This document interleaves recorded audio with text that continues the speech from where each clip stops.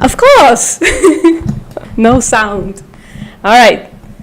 I was just saying, I was asking how you all doing. I was just saying I'm doing amazingly because I took my D3 and I woke up in a fighting mood. And when I wake up in a fighting mood, I feel amazing, but people around me feel shit because I fight them. Hello, everybody. Hi, Mike. Hi, Carrie. Hello, Nerds Like Us. Hello, Cry of Fear. Efrando, hi. Anybody else? I can't see that far. So, my new prompter is working great. My new teleprompter. The real thing. Hello. Hello. Hello, Bianca. Thank you for coming. So, it's great. I can see all of your comments, like, in really bigly. My coffee. So, we might fight today. Guys, so you just know, I have the fighting energy. But I'm hoping we don't. I'm hoping we can stay friends. So before we start, I have a bit of a bad news for people who've been, all of you, you've been watching for a while. I've changed the setup of the camera, and it's a new camera. It's the old camera, but the connection to the computer works much better. So unfortunately, we have to say goodbye to the color bars, guys. There'll be no more color bars. Anyway, let's continue. So, does anybody remember what we've done 2 weeks ago? Does anybody remember where we've been? Do you remember what we did 2 weeks ago? Anybody? Anybody? Oh, my joke worked. Thank you. It's such a good idea when the joke works. It's such an amazing thing that it happens. Yes, it was intentional, Gary. Yes. It's intentional. I made a joke. Because I was promising somebody that I am funny. It just doesn't translate to YouTube that much. I am very funny. But something about this platform that makes me less funny, I don't know. Okay, let's actually start the video. Where is it? There we go. Okay, so guys, the last time I wasn't in a good mood.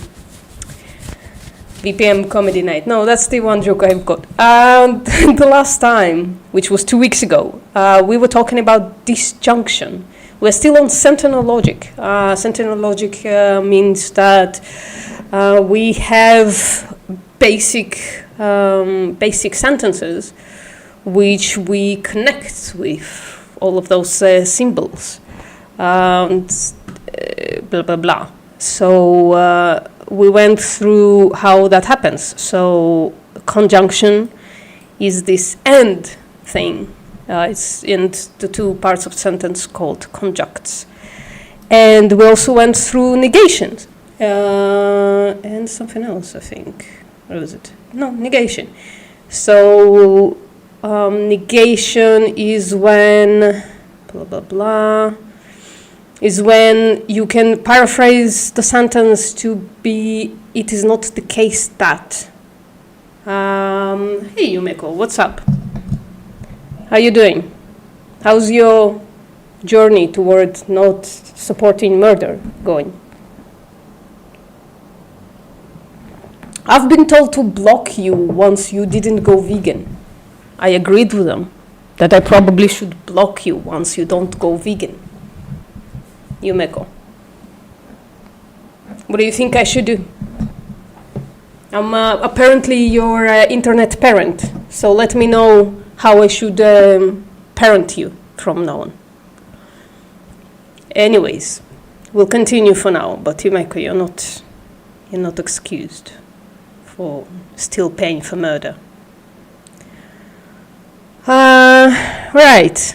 So that was 3 weeks ago. 2 weeks ago, I wasn't in the mood, so we only went through a little bit, and we learned about disjunction. And actually, I solved something. I was really confused about neither nor, meaning that one of them can still be true. But it's actually just a negation of either or, so I'm not confused anymore. Do you understand? Is that clear? So neither nor, yeah, we are used to it meaning none of what is proposed will happen. But I guess in this case, it's an inclusive neither nor. So one of them still might happen. It's just a negation of either or thing. Not the J word, journey. Yeah. Who said journey? Vegan journey. Yeah. It is going well, but I thought veganism wasn't a journey. Well, you insisted to take it as a journey, sweetie. So that's what I'm asking. You insisted. You can't do it immediately. You said you need a month. A month has passed, definitely. So, are you still paying for murder and exploitation and shit? Yeah, my God. Let me know. Let me know. All right. Let's continue. Guys, is that clear about the disjunction thing? About neither nor being just the negation of either or? And one of the two basic sentences can still happen in neither nor. No, we're not going to do MMA much. But I am going to start disconnecting from Yumeko because we're in a cult and they're not part of the cult. Guys, hold on. So before we start anything, by the way, I know I'm very low on the camera. I'm going to fix that later. Before we start, so most of you know, but still, let's do it anyways. This Tuesday, me, Vegan Gaze, and Foolproof Mastery are going to go through the BITE model and see if veganism is a cult, or if meat eating is a cult. So we'll see if we are in a cult or if we left the cult. So please, I put a link in the chat. Please grab that link, press on it gently. Not too harsh, please. Press on it gently and write a notification on and like it. I don't know if it does anything at this point if you like it. Right, the BITE model. We're biting people. No, the BITE model is actually very interesting. I have gone through it before.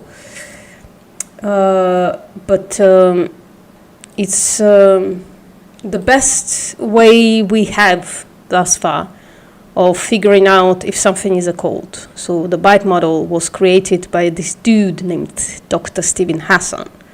And it's world-renowned in sourcing out if a group is high-demand control group, whatever, mind-controlling group, whatever, however you call it, to avoid calling it a cult, you know?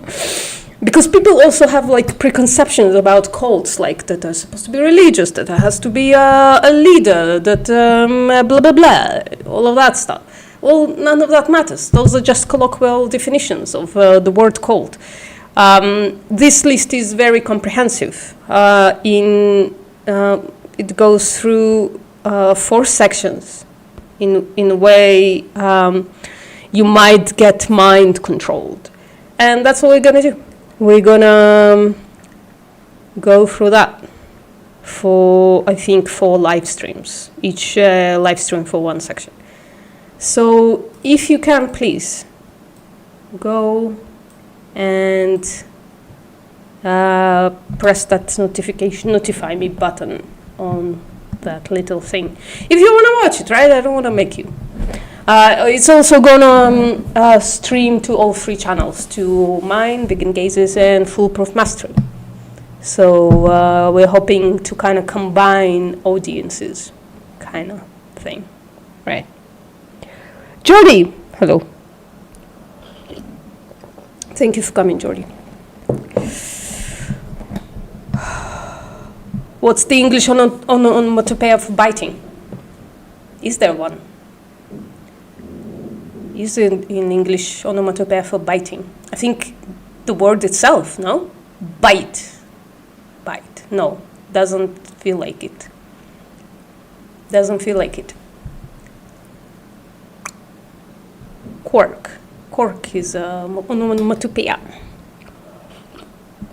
One of your university professors was an expert in cults. Oh, he taught social psychology. That's interesting. Do you know his name? Does he have a YouTube channel? I'm looking for new stuff, guys. I absolutely love watching cult watching. I absolutely love it. And yeah, I hope to find more content on the matter. Right, let's continue. Let's continue with logic, guys. So we are on conditional, I think. So we're starting here. Are we ready? There are only 5 of us here right now, but that's okay. It's going to be a smaller group today. Right. For the following sentences, let R mean you will cut the red wire and B mean the bomb will explode. If you cut the red wire, then the bomb will explode. The bomb will explode only if you cut the red wire. Interesting. Right. Sentence 21 can... sorry, my neighbors are so fucking loud. It's fucking amazing. Right. It's really a marvel that you can't hear any of that racket. It destroys my brain how loud they are. Right. Sentence 21 can be translated partially as if R then B. We will use the symbol arrow and we'll call that symbol conditional from now on because we don't know how to call these symbols. Interesting mistake by this book. To represent logical entailment. That's interesting. The sentence becomes R conditional B. The connective is called a conditional. Thank you. The sentence on the left hand hand side of the conditional R is this in this example is called the where's Carrie? Carrie, help me out. What does that word mean? Antecedent. How do you say that? Antecedent, is it? How do we say that? Antecedent. Antecedent. Okay. Antecedent. The sentence on the right-hand side, B, is called consequent. Well, that's easy. You can't read the screen. It's blurry. The screen is blurry. Really? How could that be? My screen is blurry. Is that for real? How's that possible? I don't know. Does that help? Let me check it out for a second. Holy shit. Can't read the screen. Oh fuck, I keep closing it. Hold on. Hold on. Hold on. I'm gonna make a mistake. I'm so sorry, guys. That's sorry, guys. Okay. That looks fine. Looks fine. Are you sure? I'm watching it in another window and looks alright. Blurry screen. Why? Hello, Gil. Oh, you made it. Unbelievable. Twice in a row. This time we're actually doing the thing. Now I'm worried. Carrie, is your screen blurry?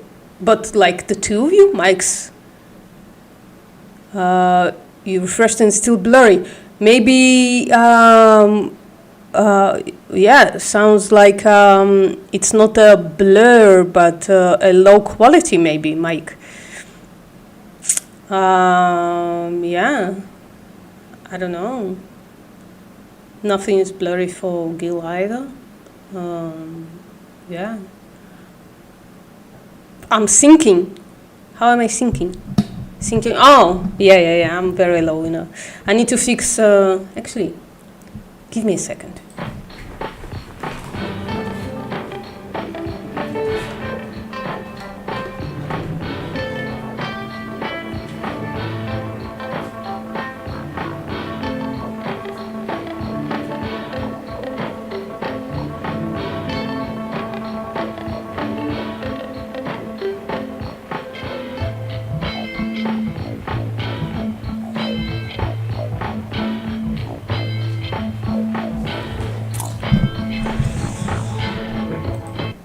This is the best I can do right now. I'll have to deal with it still. I know it's a problem. I know it's an issue that I'm too low.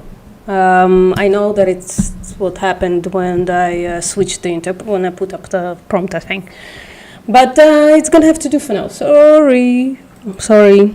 Franco, this might be a new thing that you can taunt me about. How about that?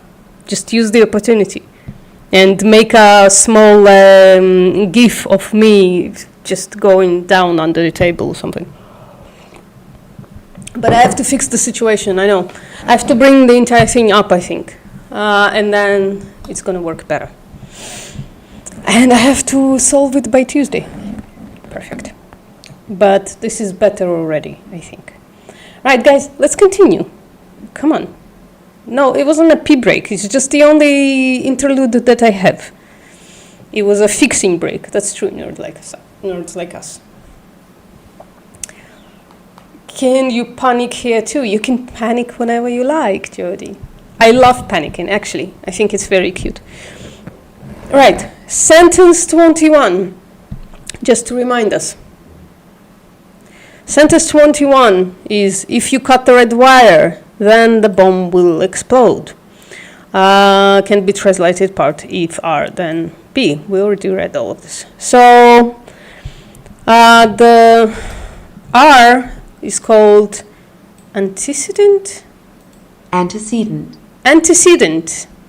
And the sentence on the right, B, is called consequent. Sentence 22 is also a conditional. We'll just remind you what the sentence 22 is. The sentence on the left-hand side of the conditional R is in this example is called antecedent. We just went through this. Wait. Sentence 22 is also conditional. Since the word if appears in the second half of the sentence, it might be tempting to symbolize this in the same way as sentence 21. That would be a mistake. Let's try to check it out ourselves. Why? Yes, technical difficulties should be in my bio. So sentence 21 says, if you cut the red wire, then the bomb will explode.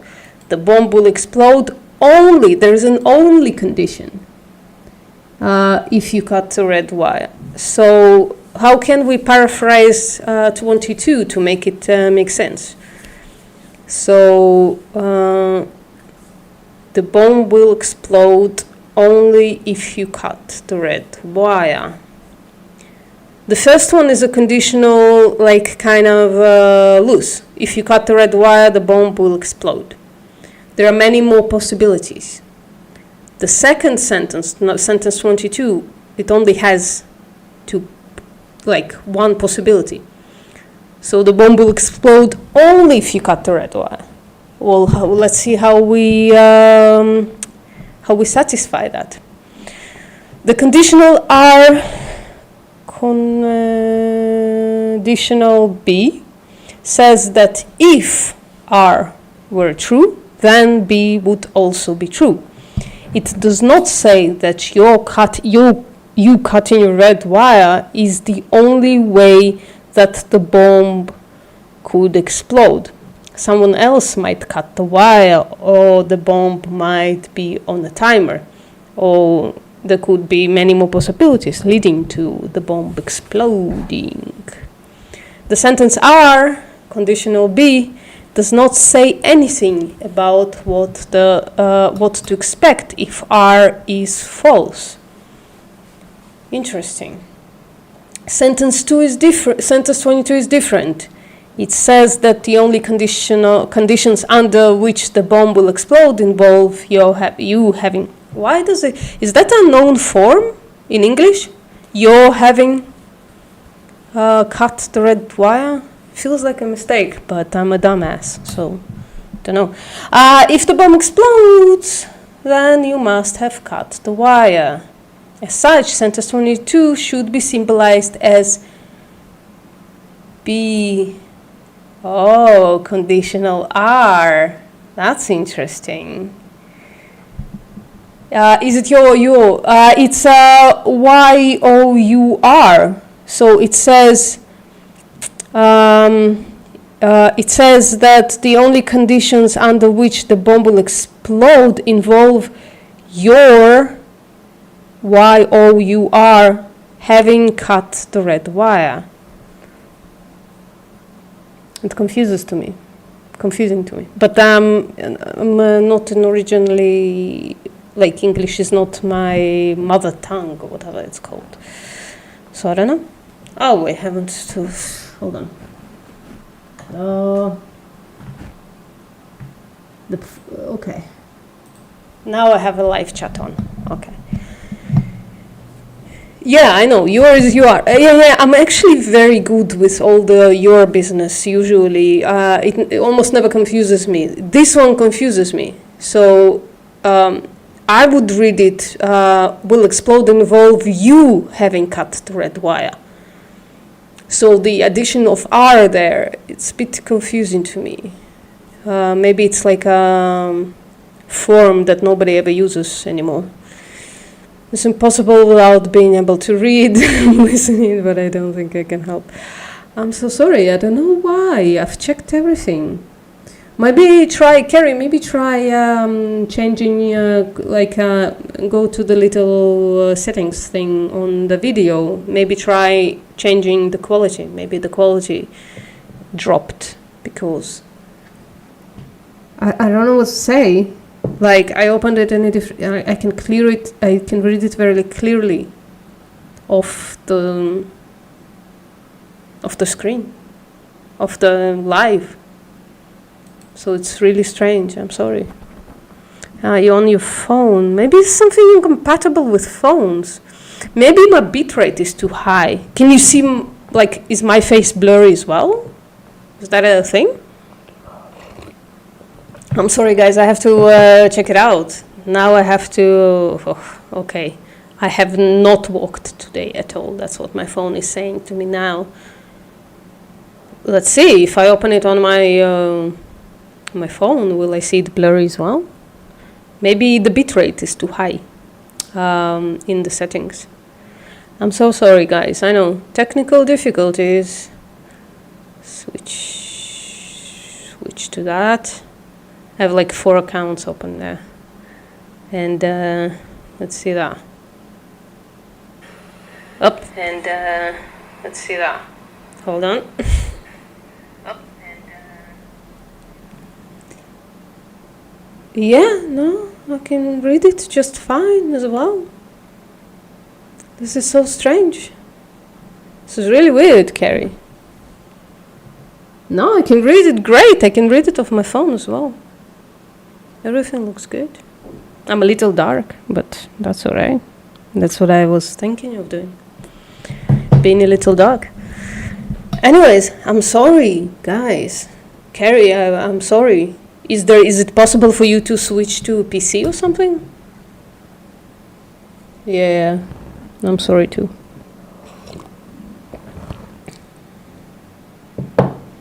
Yeah, but Gil is on his phone and it's fine. And I was on my phone and it's fine. I'm sorry, Carrie.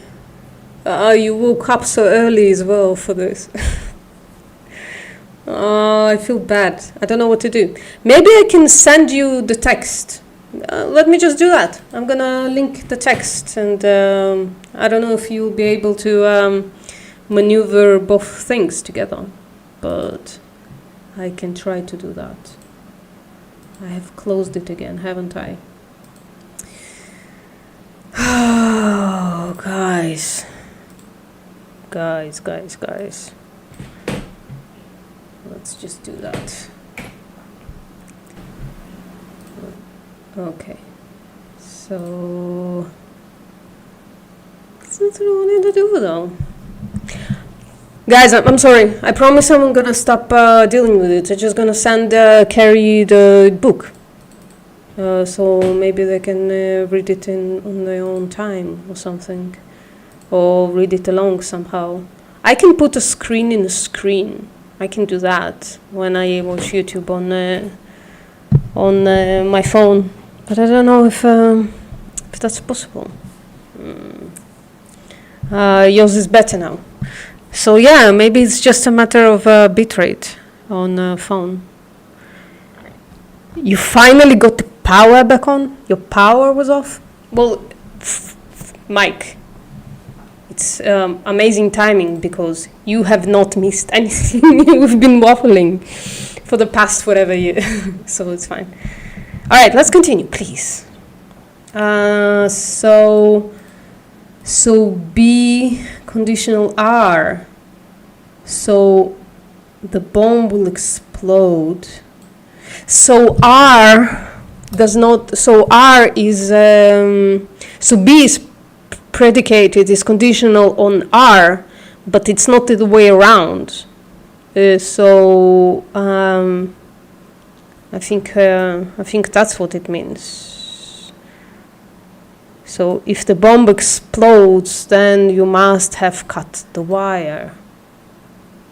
If the bomb explodes, then you must have cut the wire. If you cut the red wire, then the bomb will explode. So yeah, so it's like one-sided. So the bomb can explode. I can't get my head around this one. Well, let's just soldier on. Maybe it will be clearer soon. It is important to remember that the connective conditional says only that if the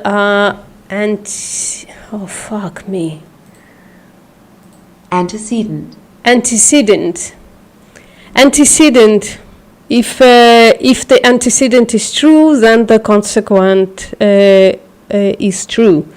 It says nothing about the causal connection between the two events.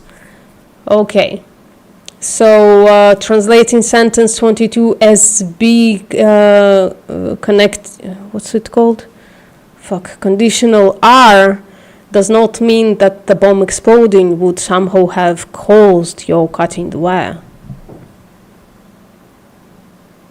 Well, now I'm definitely confused. Why would it mean that? Okay, both sentence 21 and 22 suggest that if you cut the red wire, your cutting the red wire would be the cause of the bomb exploding. Didn't we just say that it's not causal connection? They differ on the logical connections. If sentence 22 were true, then an explosion would tell us, those of us safely away from the bomb, oh, the attempted jokes, that you had cut the red wire without an explosion. Sentence 22 tells us nothing. Well, supposedly, okay, so I'm still confused on, that's what this is. I'm still confused on the fact that I'm still thinking in true and false situations. So this is, let's forget the true and false values, right? So if you cut the red wire, then the bomb will explode. If the bomb will explode only if you cut the red wire. So if you cut, so on the flip of the other, if the bomb have exploded, then you've cut the red wire.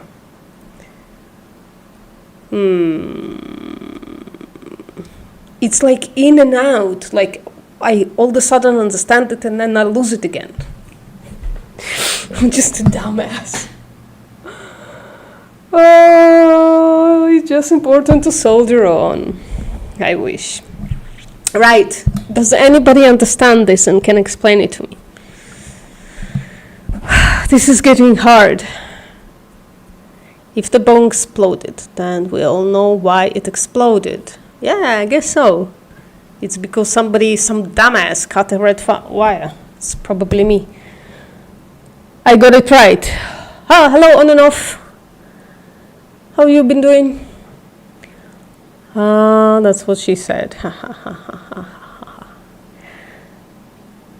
So, yeah, I think I got it. I just haven't set in my mind yet. Well, yeah, listen, it's evident. The real thing. I am a dumbass. Good. Very good, on and off. I like your name. It's like my brain right now. 1 second it's on, then it's kind of gone away. Right.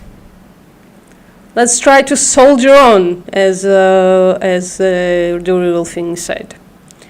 So the paraphrased sentence A only if B is logically equivalent to if A then B. Okay. If A then B means that if A is true, then so is B. But I'm guessing it's not the other way around.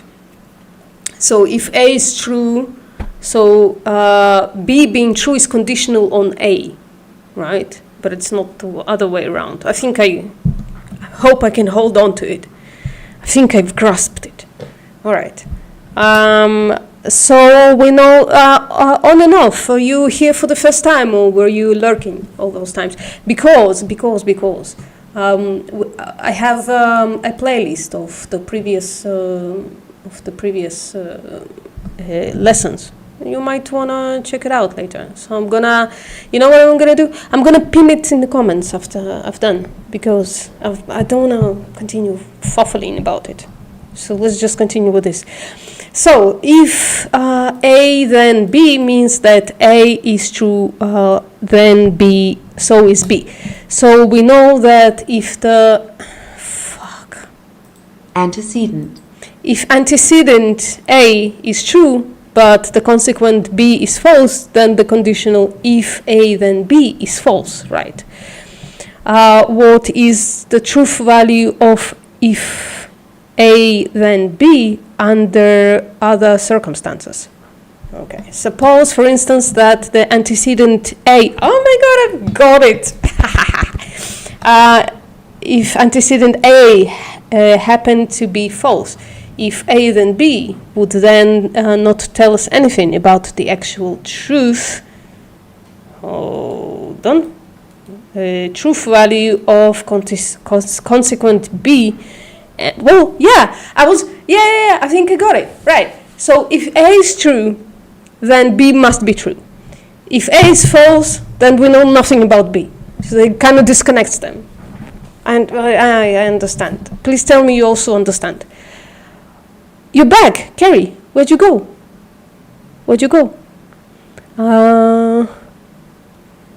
This makes you think about the logic gate. What is that? I'm trying to escape this this lesson. I'm having a hard time. So please tell me anything else. You're reading. Okay. Oh, okay. You went away to read the thing I sent you. You read the entire book. It's 154 pages. Just read the thing that you couldn't see before.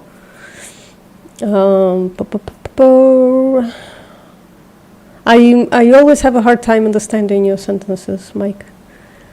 But that's okay. You didn't write them to me, I think. Now you have PTSD. Why? What happened? Did I traumatize you? I said I was in a fighting mood today. I said. So I hope as little people come across me as possible. But I'm going and I'm looking for fights today. Amazingly not on Twitter, as I usually do. It's complicated, but I think we got it, Carrie. Listen, I think we got it because I think this sentence tells us this better. So we have two parts of the sentence. We have A and we have B. A is antecedent and B is a consequent. So the truth value of B is predicated on A being true. But if A is false, then we don't know nothing about B. The whole sentence renders meaningless, right? But it cannot happen that A is true and then B is false, because if A is true, then B must be true, logically, right? That's what I gathered from it. And if I'm wrong, somebody tell me now, before it sets in as the absolute truth in my head. You're in a sleepy mood today, Kraus. Yeah. Listen, it's a fucking miracle that I'm not. Usually the entire February is a month of sleep for me. So, you know, if Carrie read the book, she would have PTSD. She didn't read the book. We do not know whether she could have PTSD or not. Yeah, Gil! That's pretty fucking good. It's very good. This is also how coding... Yeah, coding is full of this stuff. Yeah. So I'm actually kind of happy. I was thinking of kind of transitioning to coding, but I'm too lazy, and I think my mind is kind of set these days. I'm pretty old, guys, so it's like amazing that I can change my mind at all these days.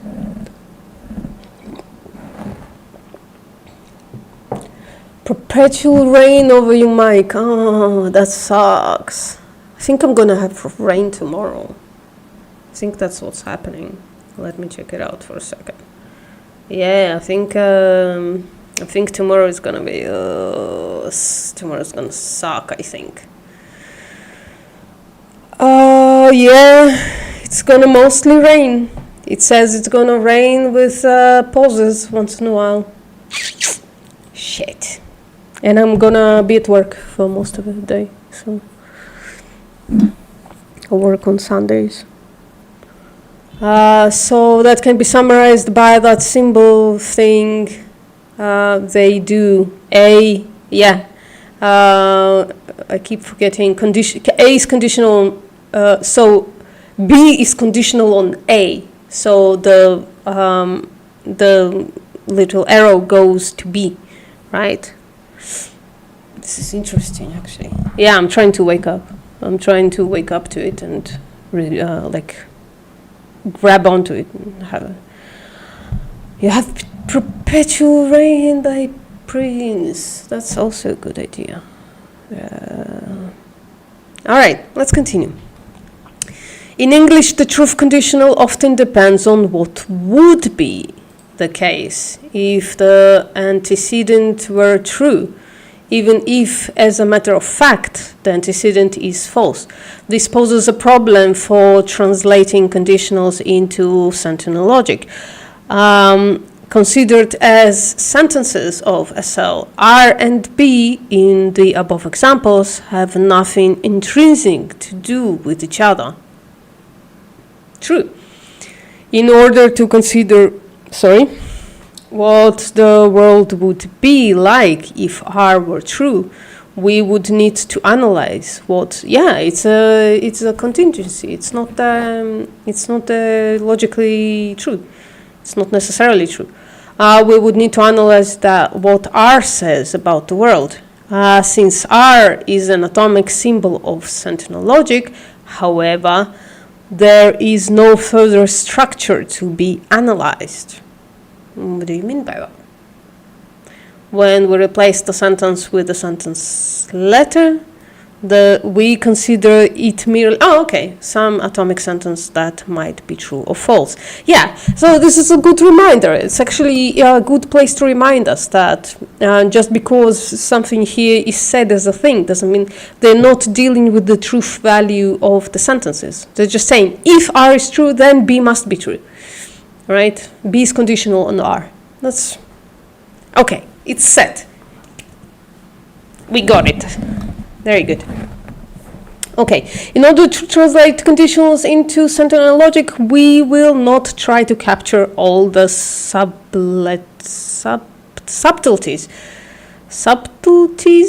of the English language. If, then, instead the symbol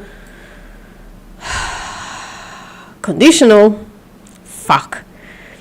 will be a material conditional. This means that when A is false, the conditional A, conditional B, is automatically true, regardless of the truth value of B.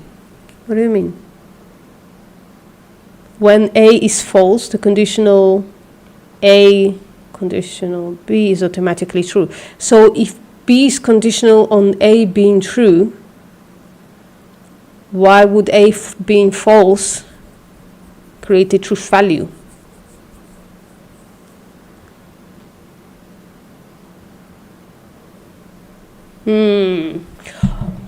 Do they mean as in like the argument would be like logically true? What the fuck do they mean by this? Can anybody help me out? We need Kane. Yeah, we need Kane. Kane told me he's gonna come. Well, I don't know. There are 7 basic logic gates: AND, OR, XOR, NOT, NAND, NOR, and XNOR. Did I read that right, nerds? This would be an OR gate. We haven't learned any of that stuff. Young Kane also told me that we weren't taught quite a few things that we need to understand this. So this far, this book has been, a little difficult to understand. I think we are missing some information if going by what nerds like us and Kane are saying. If A is false, you exclude the only situation where the conditional is false. Thank you. I don't understand that. Well, we have a little thingy here, so let's go through it. Let's try it.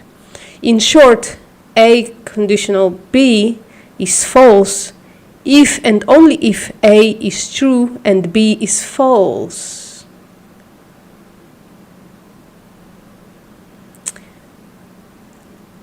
Okay. We can summarize this with the characteristic truth table. Hold on. So if A is true and B is true, obviously the A conditional B is true. If A is true and B is false, then the conditional is false. That's clear, right? If A is false and B is true, yeah, okay, I get it. So if A is false, B can still be true, because we know nothing about that. Well, we know that A didn't cause B, right? And if A is false and B is false, then the conditional is true, which is, because A is false, and that last one is now lost on me. Old Kane, I don't know, Mike.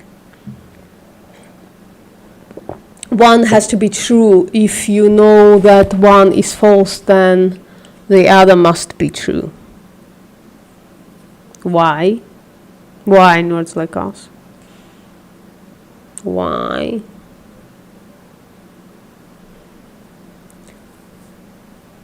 The only situation where the conditional A, conditional B is false is when A is true and B is false. Yeah. So if A is false, the situation is excluded. Yeah, but then why is the proposition true? That's what I can't wrap my head around it. Why would the proposition be true if A is false?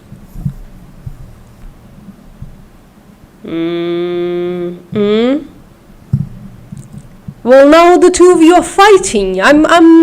Please make up your minds and let me know.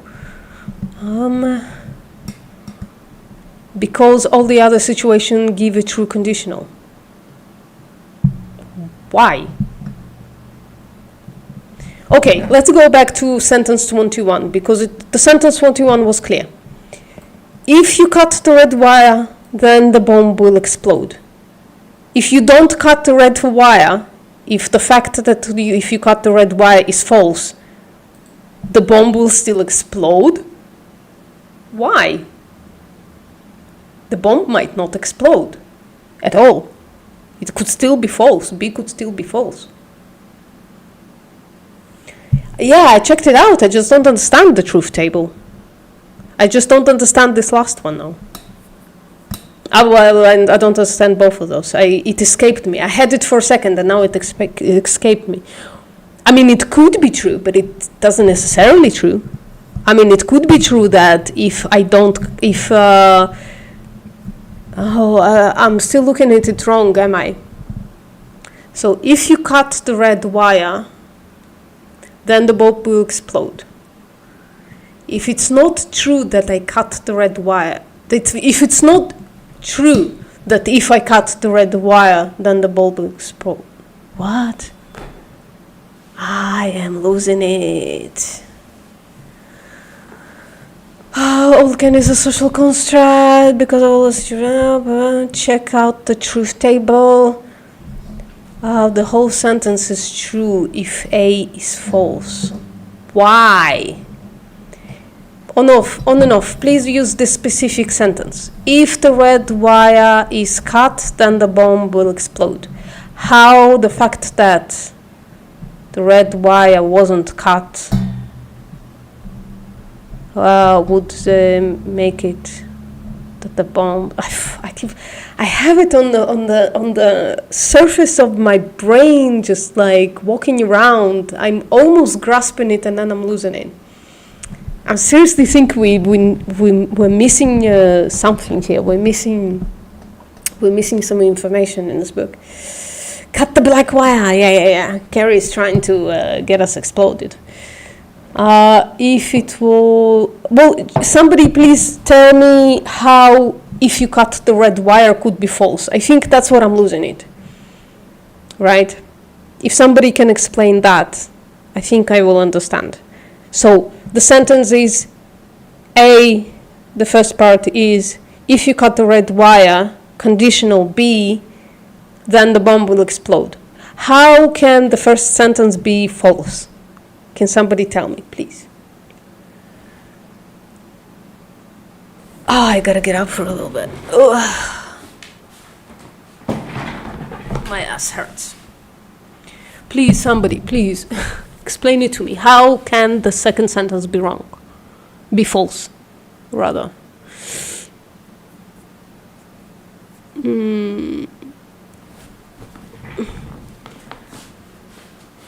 If it was an OR gate, then it would all be true. We need to, nerds like us, can you send me something that easily explains what you said before? Because I don't know if I will be able to grasp it if I don't read it by somebody who knows what they're talking about. Because the conditional does not reflect causality. Yeah, can you explain to me how the sentence, please, on and off, please, I beg you. How the sentence, in this case, A is if you cut the red wire, conditional B, then the bomb will explode. How can the first part of the sentence be false? Like, I think that's what I'm stuck. I can't imagine how it can be false and the second condition be true. I can't grasp it. Does it mean if the red wire is not cut or the bomb did not explode? I think that's where I'm stuck. I'm trying to negate the first sentence, but I don't think that's what I'm supposed to be doing. I think I can't grasp how it can be false without negating it. Because negation is negation. It's not the same as being false. You don't know what the false refers to either. Yeah. Google vacuous truth. Oh, God. More. Okay. I will Google vacuous truth. Vacuous truth. Vacuous truth. In mathematics and logic, a vacuous truth is a conditional or universal statement. Let me enlarge this thing so everybody can kind of see, except for Carrie and Mike for some reason. In mathematics and logic, a vacuous truth is a conditional or universal statement. Universal statement that can be converted to a conditional statement that is true because the antecedent cannot be satisfied. It is sometimes said that a statement is vacuously true because it does not really say anything. So it's not like necessarily, well, but we're dealing with like necessarily, no, we're not dealing with necessarily true or false, are we?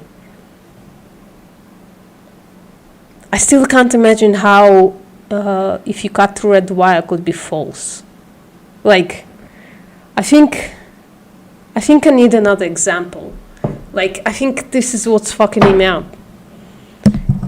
I kind of understand this though, on and off. I understand what it says here. So sometimes you have a sentence that doesn't say anything about the second sentence. So the second sentence is like, yeah, probably true. Kind of like that. Yeah, if A is true, then B must be true. So if A is false, who gives a fuck? B can still be true. Is that it? On and off. Yeah, sorry I missed the first 5 minutes. I don't know what anything means. Well, listen, you can go and you can read the summary. I have a thing. Hold on. Gil, I'm putting it now in the chat. And by now, I mean in a second. I made a site that holds all of this stuff. Hold on. Oh, something is... Let me close everything. There you go. You can grab that, Gil, and there is a summary of everything. But I think it's a very loose summary. I think you can either read the first 25 pages or watch 10 hours of me babbling about it. It's one of those two things. Whichever you choose. You know, I'd prefer you choose the latter because, you know. So that's the summary, but I also wanted to put the playlist. So I'm going to do that right now. Give me a second. Give me a second because I keep closing the things that I usually need. So if I keep closing it, get shareable link. There we go. So now, and Gil, and this is the entire playlist from part 1 to 5 and 6 is going in there as well. All right.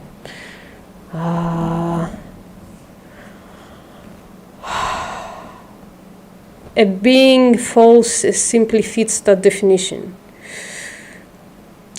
Yes, at this level.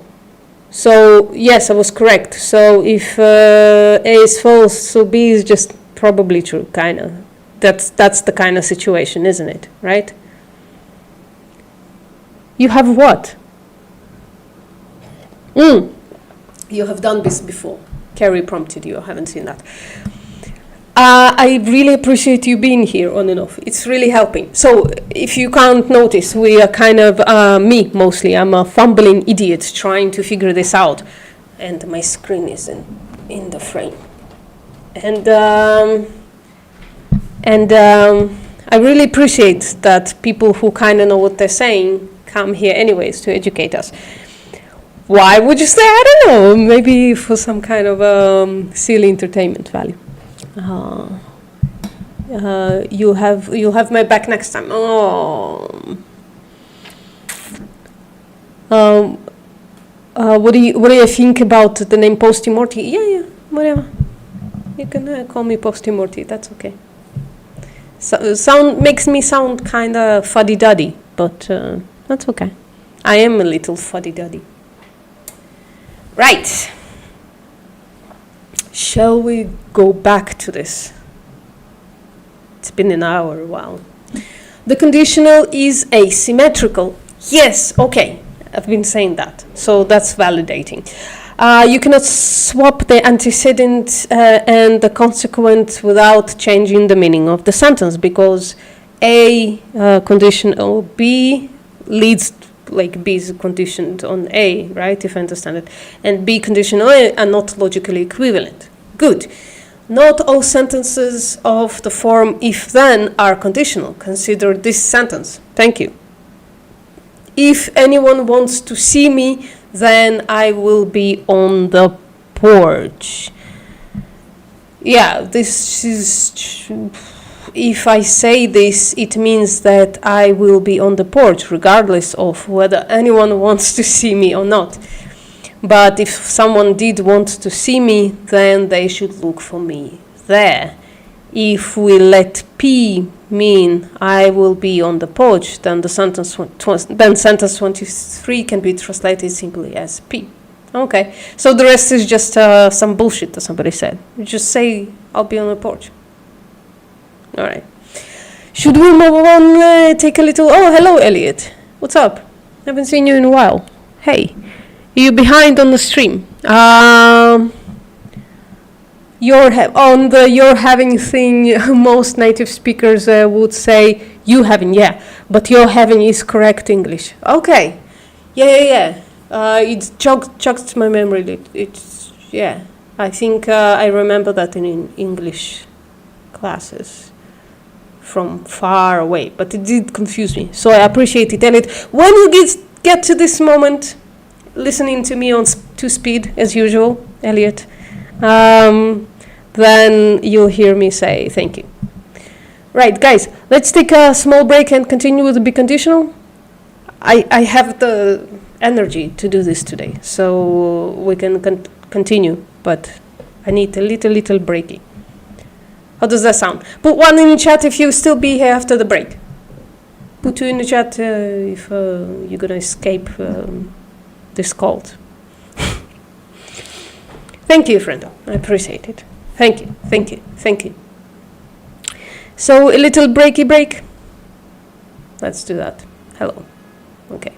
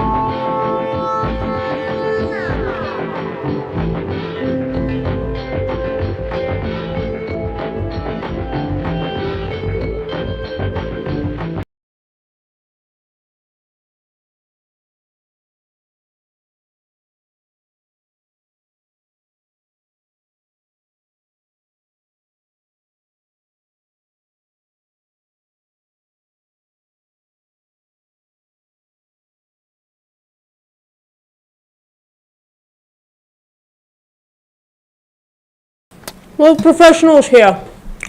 I was just eating a cookie in silence, friendo.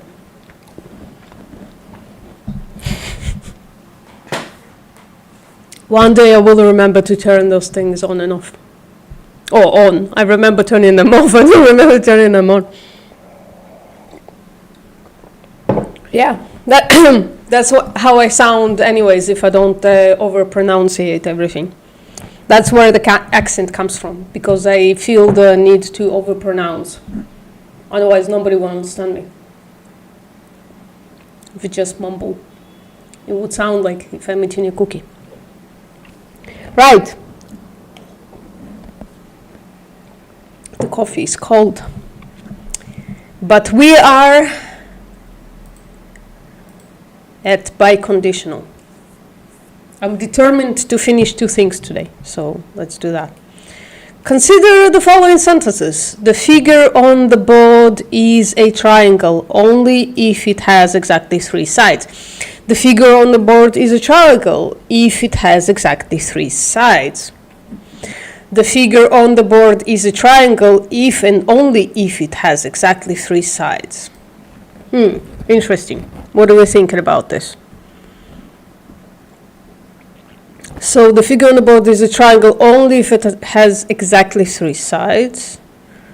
The figure on the board is a triangle if it has 3 sides. Well, it's the same sentence, isn't it? It's all the same, ain't it? If it has 3 sides, or if it has exactly 3 sides, then it's a triangle. The if and only if is does it give us new power somehow? Well, let's continue reading. I don't know why I'm guessing. It's right here. Let T mean the figure is a triangle and S mean the figure has 3 sides. All right. Sentence 24, for reasons discussed above, can be translated as T conditional S. So we have a biconditional. So this is a new thing. Sentence 25 is importantly different. It can be paraphrased as if the figure has 3 sides, then it is a triangle. If then we learned before. If then didn't we learn if then? We haven't gotten it there. No. Yeah, conditional. Okay. Hold on. Sentence 25, if the figure has 3 sides, then it is a triangle. So that's a conditional. Just why is it different? Because the condition goes the other way around. Okay. I'm sorry. I have a drop in the brain again. So we reverse it because the figure on the board is a triangle if it has exactly 3 sides. Guys, I think I'm stumped because of English again. Can somebody explain it to me, please? Somebody help me out. I don't see the distinction between those sentences. I think it's I think we need more information. Or I need more English education. So the figure on the board is a triangle only if it has exactly 3 sides. The figure on the board is a triangle if it has exactly 3 sides. I don't see the difference between them. Help me out. The chat is so quiet. Help me out. Okay. I don't get it. Sentence 26 says that T is true if and only if S is true. We can infer S from T and we can infer T from S. Okay. So here I understand the distinction. They're saying that the condition is going both ways in sentence 26. But I still don't really understand the difference between sentence 24 and 25 that justifies the reversal of the condition.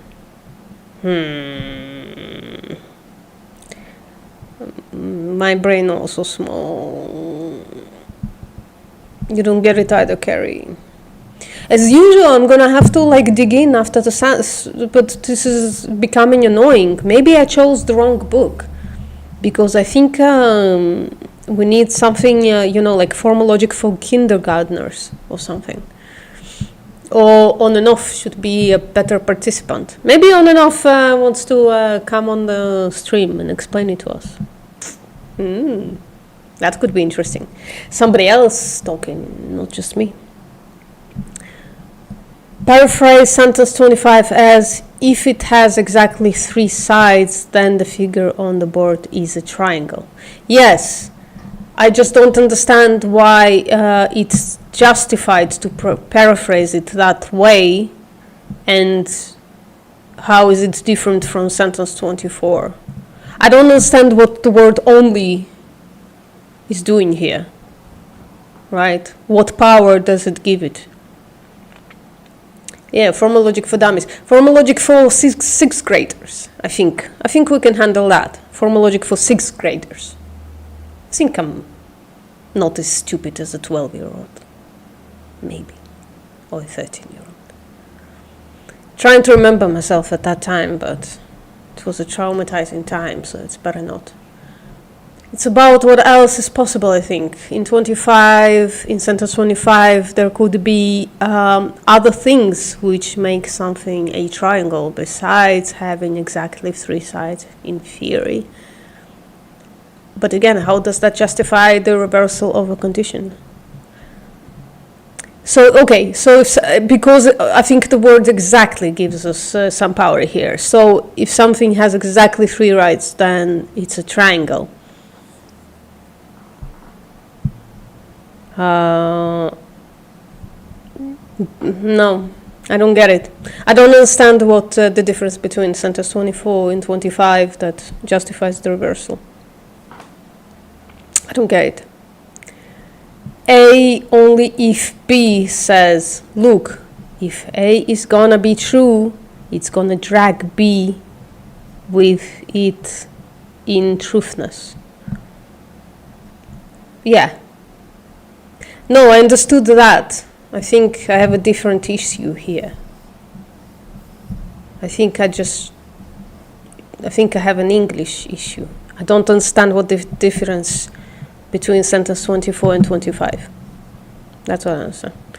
You can't have 3 rights and make a triangle. What? No, it's like us. What do you mean by that? You can't have 3 rights and make a triangle. What? Let me try to figure it out again. So the figure on the board is a triangle only if it has exactly 3 sides.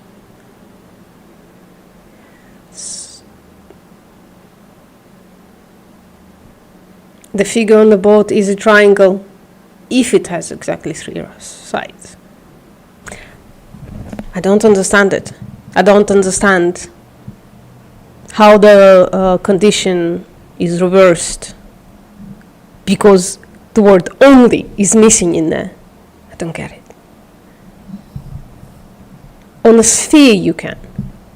Yeah, okay. I'm glad we're veering off into the possibilities of shapes, but I still don't understand the difference between the sentences. Why does that justify the reversal of the condition? I don't understand. Oh, the 2 wrongs don't make it right. Yeah. I get it now, Carrie. Thank you. I appreciate when you're here, because then you can translate all sorts of shit to me. Now you see the question as a different wavelength. Okay. Shapes are a social construct. Thank you, Mike.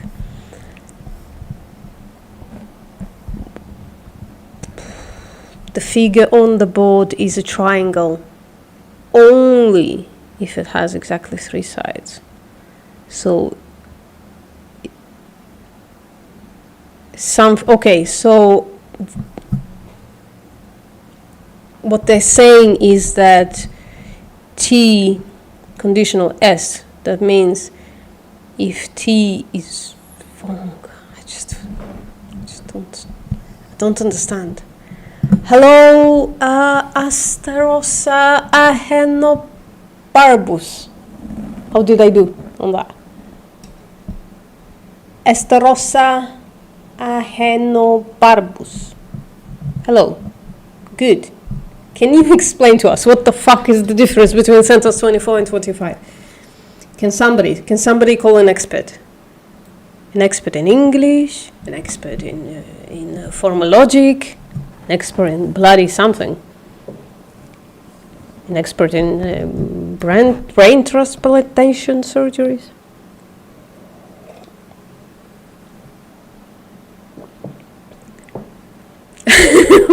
Wow, that was quick though. You got here quick, Elliot. A only if B is the same as if A then B, yes. While A if B is the same as if B then A. I need to write that down. I think I'm starting to grasp it. I appreciate you on and off. I appreciate you single-handedly trying to cure whatever the fuck is going on here. So, A only if B is the same as if A then B. A if B is the same as if B then A. Why?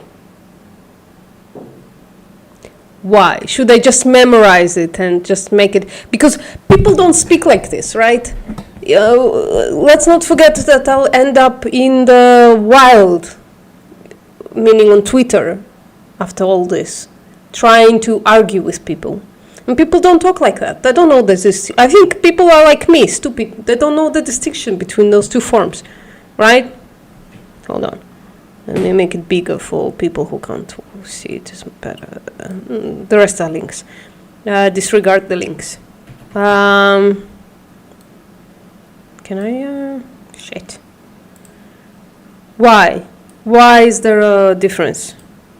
Why?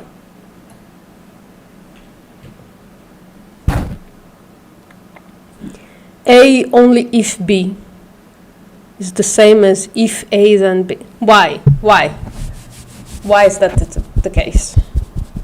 How? Just if you tell me I should just memorize it, I'll do it. But then I'll only understand this book. I won't understand the other people when they're trying to formalize things for me. This is how computers talk. Okay, but I'm trying to learn this to talk to people. And people don't talk like this.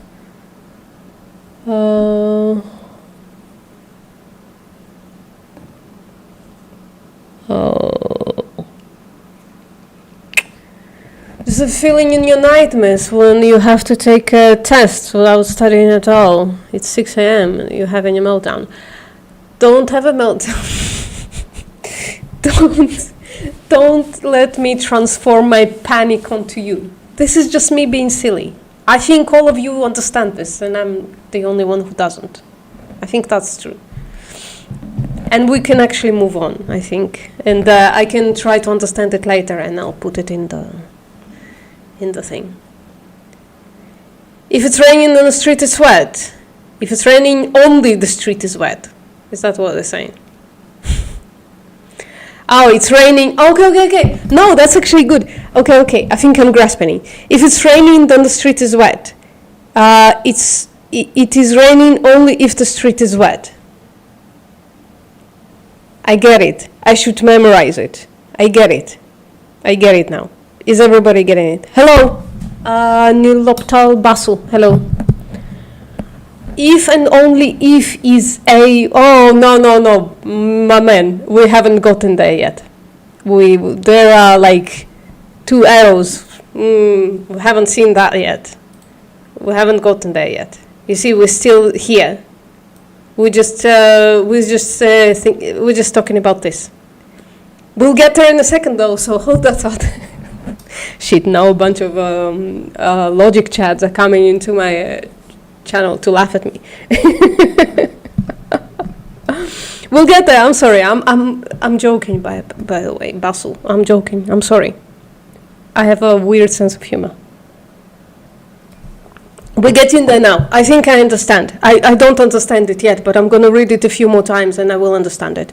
Actually, let me, on and off, let me copy that comment as well. Hold on. If it's raining, then the street is wet. That's a good example. Shit. All right. If it's raining, then the street is wet. It is raining only if the street is wet. Okay, I just need to read that a couple of times and then I'll understand it fully. But let's continue, right? Because I understand the point of the 26, I actually understand. It's conditions both ways, so I understand that. So we're good. Right, sentence 1 says that T is true if and only if S is true. We can infer S from T and we can infer T from S. Good. This is called a biconditional because it entails the 2 conditionals, S conditional to T and T is conditional to S. We will use the double-sided arrow the way Basu used it. So there you go. To represent the biconditional, sentence 26 can be translated as S biconditional T. Right. That was easy. I was stuck on something else. So this I understand. If and only if. So the 2 things must be conditional on each other. But time flies when you're learning from a logic. Have you caught up, Elliot? That's bloody amazing. You must have listened on times 3 or something.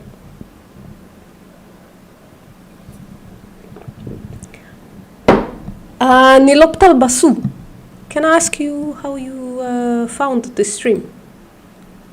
Can I ask you that? Because I want to do it more.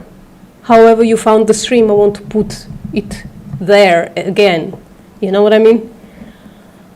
Okay, I'm with you now to After the Rain and Wet Street. Good.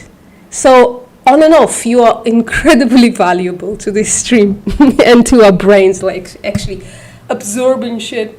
So I would appreciate if you come back. I'm here every Saturday. What is it? It's 4 p.m. GMT, isn't it?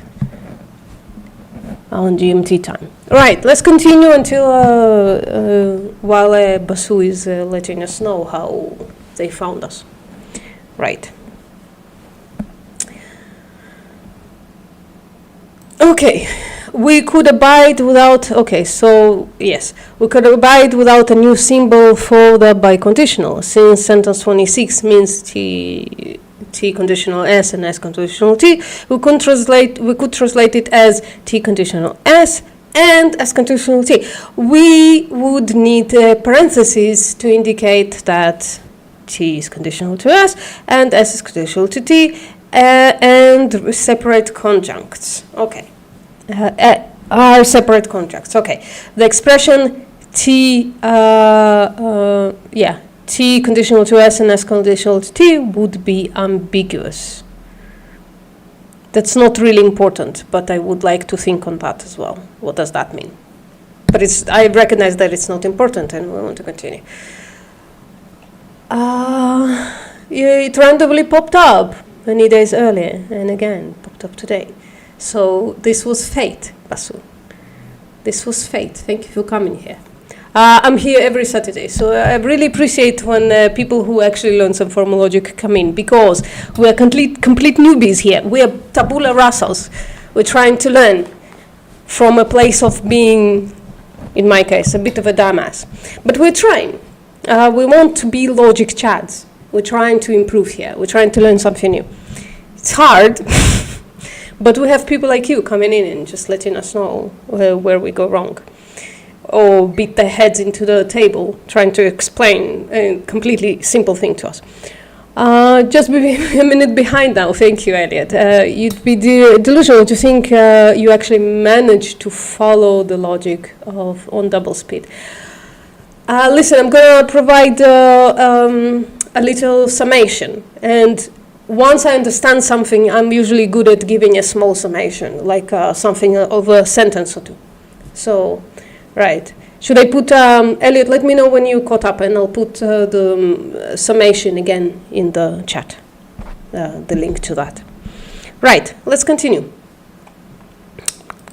Okay, because we could always write what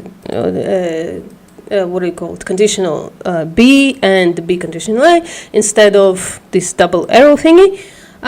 We do not, strictly speaking, need to introduce a new symbol for the biconditional, but I appreciate it nonetheless, except we still don't have names for this, so I have to call it by the long name.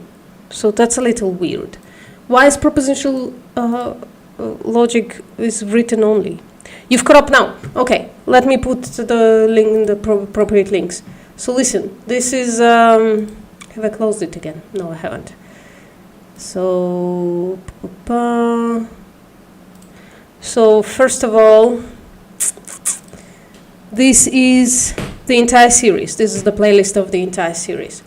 But also, we have this little site that I've created. It's ugly, but it's working. That has the summation on it, the summary, and update it every week before the next week. I'm gonna update it at some point. Usually right before the next stream. So, you know, because I'm lazy. But glad to have you in real time, Elliot. Thank you for coming. Right. Because we could always write this, we don't need the symbol. Nonetheless, logical languages usually have such a symbol. Sentinel logic will have one, which makes it easier to translate phrases like if and only if. Yes, that's true. Biconditional B is true if and only if A and B have the same truth value. This is the characteristic truth table of the biconditional.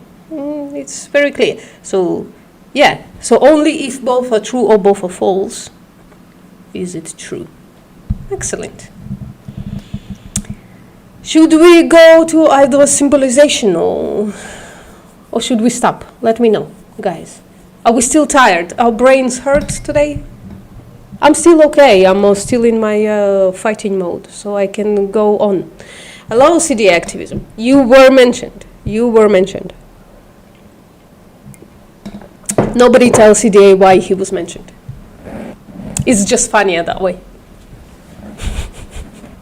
He'll just have to watch the stream to do. Continue. On and off decided. Let's go. You're just starting to get everything low. You want to keep going. Very good. We'll continue. Fight or flight. What have you decided, nerds like us? Are you fighting or flying? Yeah, let's continue. We have now introduced all the connectives of Sentinel logic. Have we? Let me go back to that little table. Oh, I'm silly, I have it in the summary. Yeah, I have it in the summary, so just hold on. Sorry, tangent. Other symbolization. So hold on. Here. Yeah. So we learned negation, we learned conjunction, we learned disjunction, and today we went through conditional and biconditional, which were not easy, but biconditional was very easy. It's the conditional thing that screwed me up a little bit, but that's okay. We can use them together to translate many kinds of sentences. Consider these examples of sentences that use the English language connective. Unless you wear a jacket, you will catch cold. You will catch cold unless you wear a jacket. Okay. I'm not going to try to figure that out. Oh, now you're going. You will watch on replay. You have to. You've been mentioned. You need to leave. Oh, you can still listen in the car. Yeah, we're gonna finish soon, guys. Gonna finish soon because I think it's gonna be. We'll see. Other symbolization. Okay. Let J mean you will wear a jacket and D mean you will catch a cold. Why? What a strange capital letter to give to the second sentence. Why D? You will catch a cold. Why not C? That makes no sense. No logic here. We can paraphrase sentence 27 as unless J, D. Let me come back to unless you wear a jacket, you will catch a cold. Unless J, D, that's fine. You will catch a cold unless you wear a jacket. So yeah, okay. So this means that if you do not wear a jacket, then you will catch a cold. I will have to question the truth value of that thing. With this in mind, we might translate it as negation J, conditional D. If you do not wear a jacket, you will catch a cold. Okay. Then, if you do not wear a jacket, then you will catch a cold. That's how you can paraphrase it, right?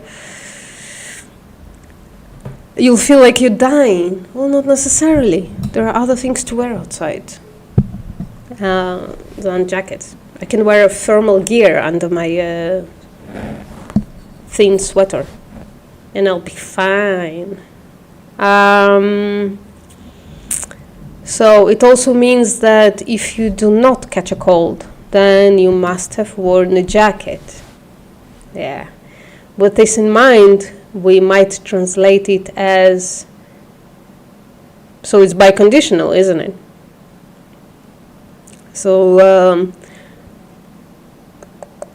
so unless is if I understand correctly, it's basically a negation biconditional, right? Which of these is correct translation of sentence 27? Oh, it's asking us. Hold on. So, unless you wear a jacket, you will catch a cold. Yeah, it seems pretty, unless you wear a jacket, you will catch a cold. If you catch a cold, that is, yeah. Well, yeah. So those are the two options that we have. The way I can read this part is, if you don't wear a jacket, then you will catch a cold. This part, if you don't, if you,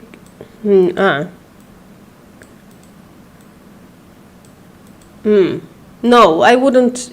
This would mean if you don't catch a cold, then you will wear a jacket, isn't it? Lost to me. Okay.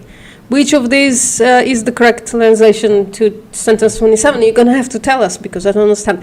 Both translations are correct because the two translations are logically equivalent in Sentinel logic. How can that be? How can that be?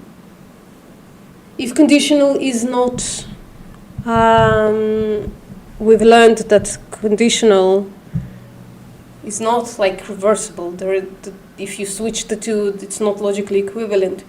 How does it work here? I'm seriously thinking that the fact that English language is not my mother tongue is what's hurting me really badly here. Because I just don't understand. I don't even understand how they translated this from that sentence. Look closer. I will. There we go. We can paraphrase sentence 26:7 as unless J, T. This is too close.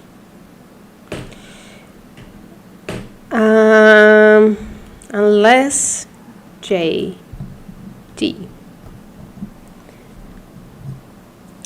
So, I need to go back to conditional for a second. Hold on. So, conditional is if R, then B. So, what they translate, they're trying to tell us there that if R, then B, the negation of that would be unless.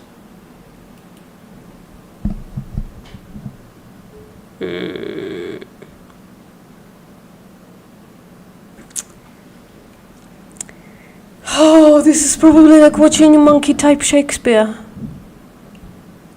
This means that if you do not wear a jacket, then you will catch a cold.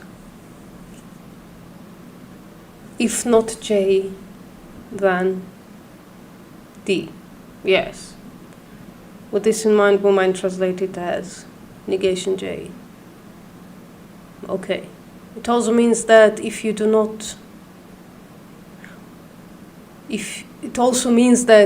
not catch a cold, then you must have worn a jacket.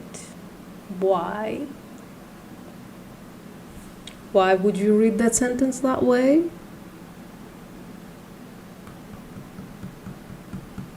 It's the word unless, isn't it? I just don't understand the word unless properly. Again. This is one of those things I'm going to read next week and I'm going to understand it instantly. But right now, I'm blanking. Can you help me out on and off? Can you turn me on? You know what I meant.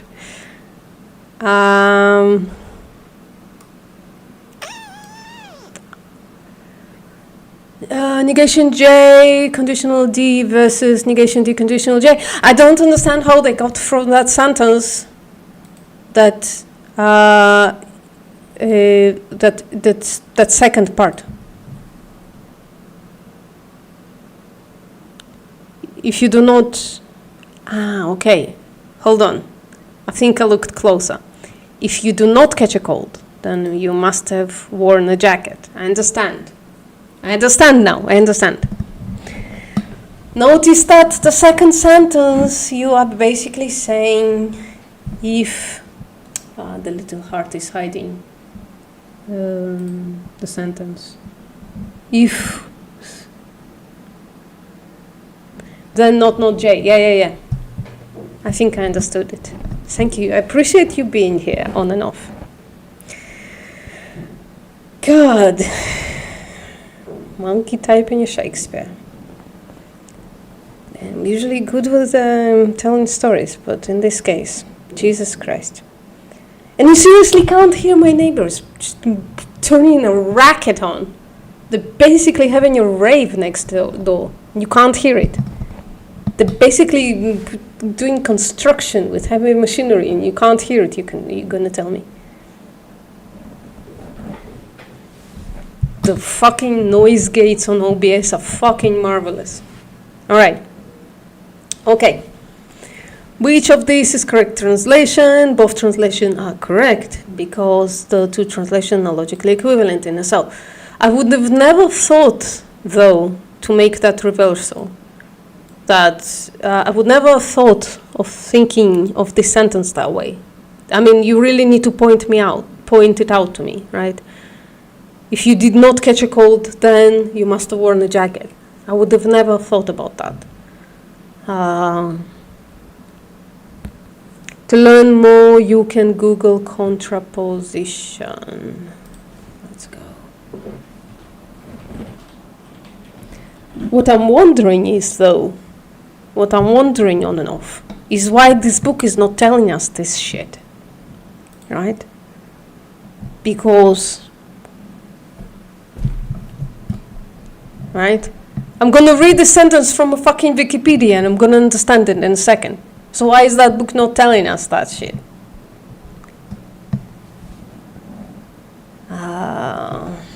You think it will later.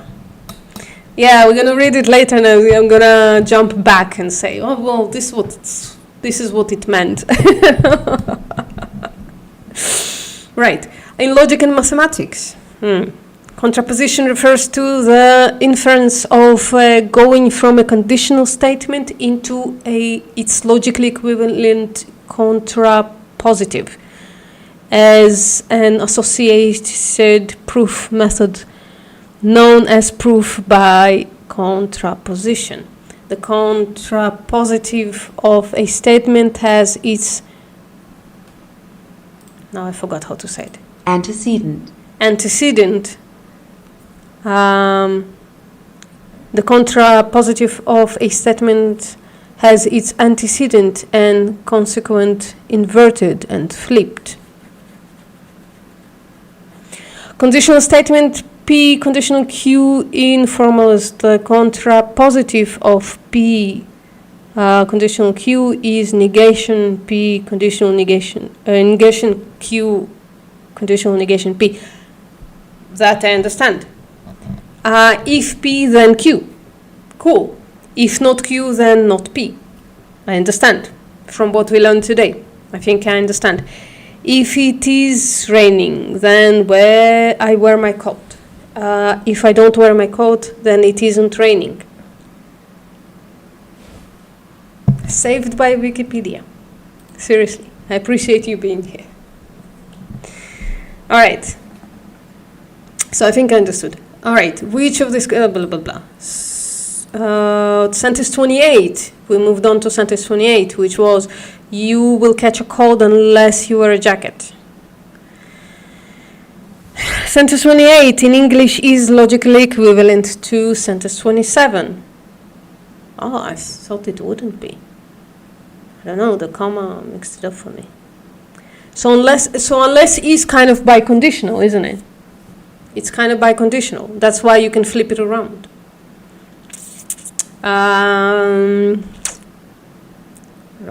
Unless you wear a jacket, you will catch a cold. You will catch a cold unless you wear a jacket. No, it's not biconditional. It's not. It's just if you flip it around, nothing changes in the sentence. In the proposition, nothing changes. I get it. But I feel like I'm talking to myself, so we'll see. Logically equivalent to sentence 27, it can be translated as either negation J conditional D or negation D conditional J. I understand it now. Okay. I totally get it now. Why they're reversed and shit. I understand it. Fuck. When symbolizing sentences like sentence 27 and sentence 28, it is easy to get turned around. Since the conditional is not symmetric, it would be wrong to translate either sentence as J conditional negation D. Yes. Fortunately, there are other logically equivalent expressions. Both sentences mean that you will wear a jacket, or if you do not wear a jacket, then you will catch a cold. So we can translate them as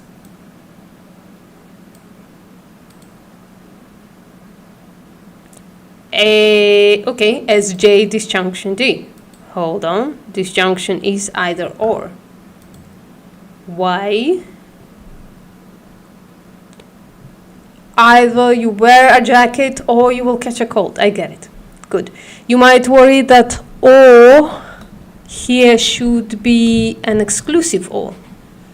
Yeah, I might worry about that since you said that this disjunction thing is inclusive.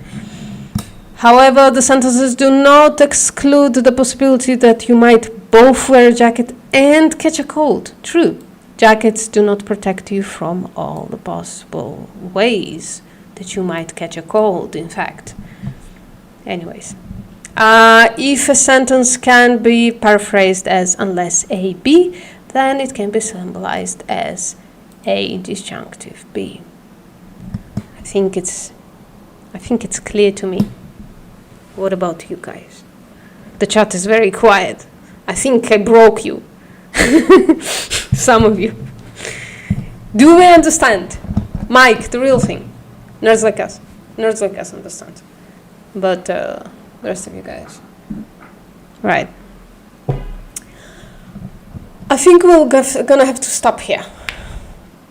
I think so. Yeah, you understand it now? Good. Fuck. Because I've been understanding, but I think I've been talking in small sentences. In like short sentences, like a shorthand with myself. So I don't know if I need some feedback from you guys. Because we're going through this together, right? I'm a dumbass leading, I'm sure, much smarter people. But because I'm the one doing this, I must confuse some of you.